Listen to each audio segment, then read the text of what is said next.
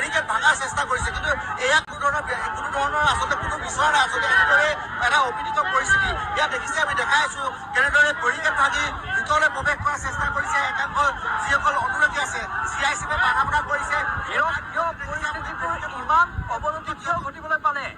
সকলো শান্তিপূৰ্ণ আছিল, কিয় হঠাৎ এই অৱনতিপূৰ্ণ পৰিস্থিতি তাত কেনেকৈ হ'বলৈ পালে? এক উত্তপ্ত পৰিস্থিতি প্ৰাঞ্জল, এয়া উত্তপ্ত পৰিস্থিতি। আচলতে কোনো এনেকুৱা ধৰণৰ পৰিস্থিতি নিবিচাৰে। জুবিনদাক সকলোৱে ভাল পায়, সকলো অনুৰাগী ভাল পায়, প্ৰতিজন অসমীয়াই ভাল পায় বা প্ৰতিজন অসমবাসীয়ে ভাল পায়, কিন্তু এনেধৰণৰ অপ্ৰীতিকৰ পৰিস্থিতি সৃষ্টি হোৱা দেখিবলৈ পোৱা গৈছে, য'ত বেৰিকেড ভাঙি ভিতৰত প্ৰৱেশ কৰাৰ চেষ্টা কৰিছে। কিয়নো তেওঁলোকৰ 200-300 মিটাৰ নিলগত মূল যি বিমানবন্দৰ আছে, বুমুলুলি বিমানবন্দৰ, য'ৰ পৰা আচলতে পেছেঞ্জাৰসকল যায়, এই বিমানবন্দৰৰ প্ৰৱেশ দ্বাৰৰ পৰা 300 মিটাৰ নিলগত ৰখা হৈছে।